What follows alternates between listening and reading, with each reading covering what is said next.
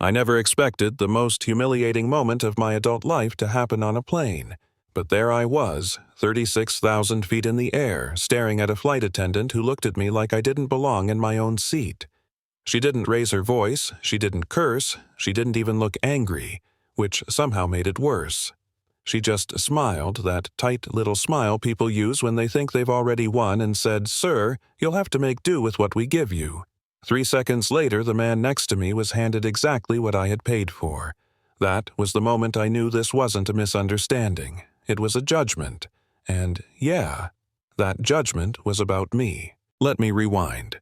I'd booked that flight under my real name, but not as a VIP, not flagged, not announced. I do that sometimes.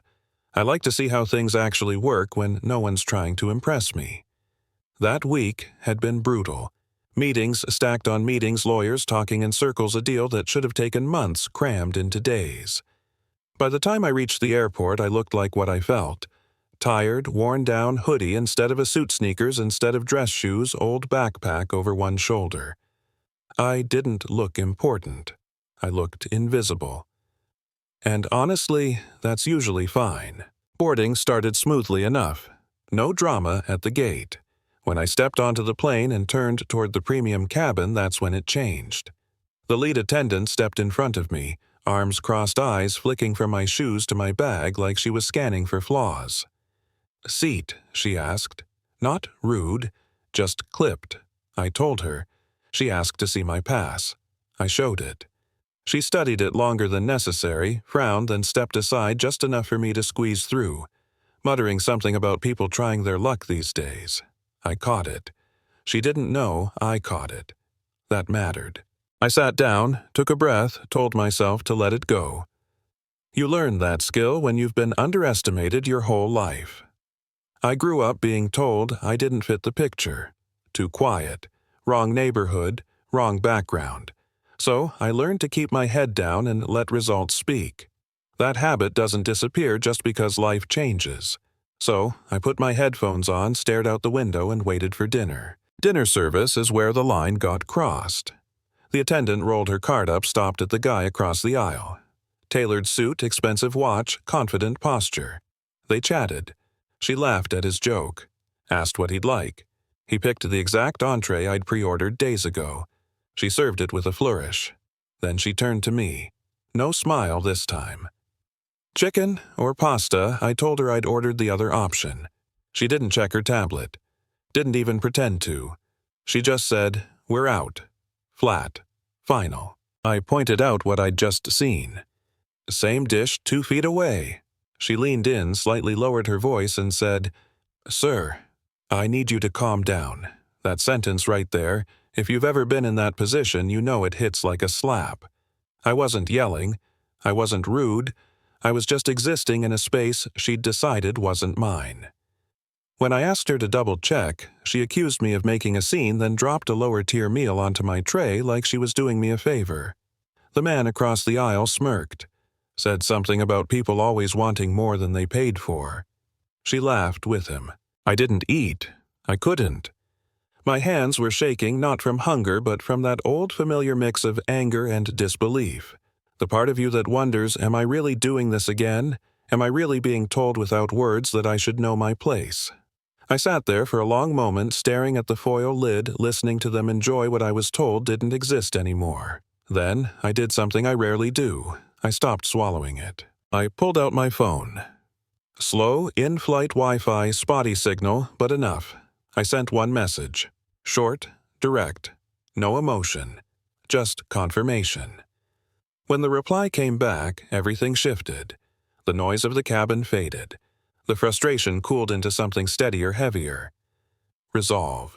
A younger attendant stopped by a few minutes later. She looked nervous, like she was stepping into dangerous territory. Whispered that there were extra meals in the back that she could help.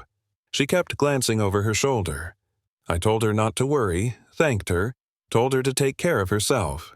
She warned me quietly about how complaints get written up, how easy it is for someone like me to be labeled a problem. Her fear wasn't for me. It was for herself. That told me everything I needed to know about the culture on board. When the lead attendant came back and threatened to involve the captain, I didn't argue. I asked to speak to him. She looked almost excited, like this was the moment she'd been waiting for. The captain arrived with authority baked into every step. Didn't ask what happened. Didn't listen. Just told me I was interfering with his crew, that I needed to apologize or face consequences. He leaned in, close, invading my space using volume instead of reason. I asked him to check the cabin screens. Breaking news has a way of cutting through ego. 1 second he was lecturing me, the next he was staring at his own company's headline, my face staring back at him from the monitor. You could actually see the moment it clicked. Fear doesn't always look dramatic. Sometimes it looks like silence. I stood up slowly, introduced myself, stated my role, my authority, and what would happen next. No shouting, no threats, just facts. The rest unfolded fast. Control transferred. Apologies tried and rejected. One attendant reassigned. Another promoted. Passengers watching in stunned silence that slowly turned into applause. Not for me, but for the idea that someone finally pushed back. After landing, it didn't end. Investigations, logs, complaints buried for years. Patterns that suddenly made sense. People who'd mistaken power for immunity. I made changes that day, big ones.